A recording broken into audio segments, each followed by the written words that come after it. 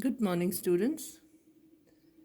So, today we are doing phrasal verbs.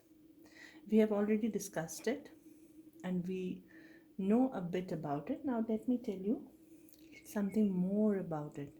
As you can see, phrasal verbs, it is made of two different words. The topic is made of two different words. First is phrasal.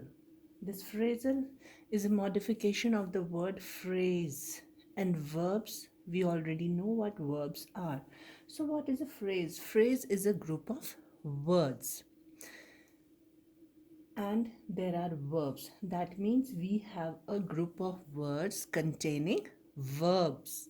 This is what the heading of this topic means. We have a group of words which consists of a verb. So we have a verb in this. What are the other words? Since it is a group of words we are talking about, so what are the other words? The other words can be either an adverb or a preposition. So remember this. That other word is also called a particle. That particle can be either an adverb or a preposition. And as we already know, verbs are action words or doing words, or we can have them as helping words, linking words. But here we are talking about action words. Action words plus some other words which can either be adverbs or prepositions. So verbs have their own meanings. Since they are action words, they have their own meanings. All words have their own meanings. But when we add any other word with it, particle, which can be an adverb or a preposition, when we use some other word with the verb, the meaning can get changed. Most of the time, the meaning gets changed. So here we are dealing with a group of words containing verb. So a phrasal verb is the combination of a verb and a preposition, or a verb and an adverb. So here we can have a verb along with a preposition, or a verb with an adverb, in which the meaning of the verb usually changes. So, what are phrasal verbs? It's a phrase consisting of a verb and another element. What another element? That another element can be either an adverb or a preposition. As in break down. See, break is a verb and down is an adverb or a preposition. For example, see to. See is a verb and to is a preposition, or a combination of both. So it can be more than of two words. It can be of more than two words. For example, there is a phrasal verb, look down on. Now here you have look as a verb, down is the adverb, and on is the preposition. See, phrasal verb is a group of words containing a verb with a particle or any other element from the grammar. So that element can be an adverb or a preposition, or they can be a combination of the both. So that is what a phrasal verb is. So in traditional English grammar, a phrasal verb is the combination of two or three words. This is the simplest language we can use for phrasal verbs. Is the combination of two or three words from different grammatical categories. So what are those grammatical categories? They are verbs, they are adverbs, and they are prepositions.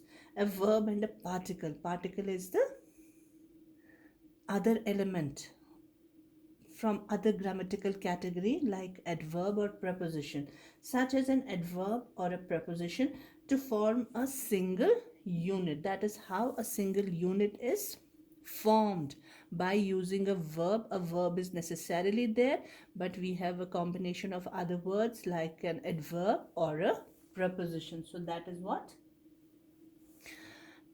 phrasal verbs are, and you can just understand them with the example. Like I said, the meaning gets changed, the meaning of the verb gets changed.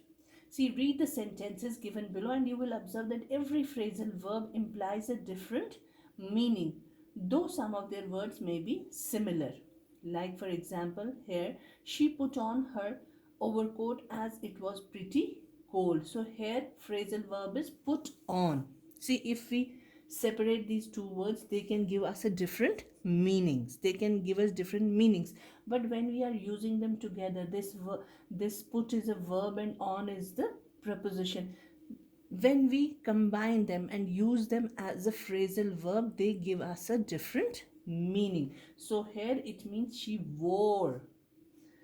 It was very difficult for her to put up with her neighbor's rude behavior. So here again, phrasal verb is put up. So if we separate these words, we'll get two different meanings. But since we are using them together as phrasal verb, they give a totally different meaning. So put up here means tolerate. So in sentence A, put on implies wore, and in sentence B, put up implies tolerate. Now next examples.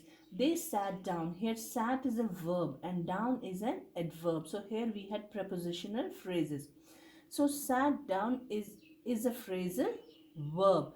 When did this come about? Again, come about is a phrasal verb here. Here, come is a verb and about is a preposition. They form a prepositional phrase. Sorry, in the above one, down is adverb. Some phrasal verbs are used in the sentences given below. The meanings are given in brackets. So I hope you understand what phrasal verbs are. Verbs are simply group of words containing a verb, because the heading tells us that there is a verb in it, and phrasal means a group of words. So here we have a verb plus some other element from the grammar, which can be either an adverb or a preposition. And when we combine these different grammatical categories, verbs with adverbs and verbs with prepositions, we get an entirely different meaning. Now here are some examples. Some phrasal verbs are used in the sentences given below. The meanings are given in brackets. So let's find out their meanings. Look up the synonyms of the given words in the sentences. In thesaurus, look up the synonyms of the given words in the thesaurus. So here this phrasal verb means find. When we have to find some meaning from the dictionary particularly, we can use this phrasal verb look up. Look up the meaning. Rita refused to put up with her brother's rude behavior. So again this is tolerate. The little orphan was brought up by a childless couple. Looked after and taken care of. Brought up means raised and taken care of. Mother called up her friend to wish her on her anniversary. Made a phone call. Called up means made a phone call. Ragini and Tashi have made up and do not fight anymore. So here we see, if we separate these two words, they give an entirely different meaning. But when we are using them together as a phrasal verb, it means resolved differences. Remove their differences. This exercise we have already done in the previous class. So this also we can discuss. Here, read the following phrasal verbs and their meanings. The meanings are given there. Then use them in sentences of your own. So breakdown means collapse. Breakout means begin. Pull down means demolish. Put aside, save. Put off, postpone. Run away, flee. Run in to meet by chance, and run over means drive over. So these we can give them as home assignments. You'll have to do them yourself. Find the meanings of these phrasal verbs. Use a dictionary. This is how you can get used to using dictionary or thesaurus. So these exercises you will be doing yourself in the class, in our virtual class only. Now remember, here are some tips. A phrasal verb is a combination of a verb and a preposition, or a verb and an adverb, in which the meaning of the verb usually changes. Like a phrase, turn on means switching on. A sentence, Mitu turned on the lights. Similarly, turn off means switch off. A sentence, Mitu turned off the lights. A few examples of phrasal verbs like set up means establish, set out means began journey, back up means support, put aside means save, let off means excused. So, this is how the meaning of these simple verbs get totally changed when we use some other element from the grammar with them. And which element of the grammar is it? Remember, this is very important. That element is also called a particle. It can be either an adverb or a preposition or the combination of both. Though there are very few where the combination of both is used, but still there are words. So that was all for phrasal verbs. Hope you have understood it.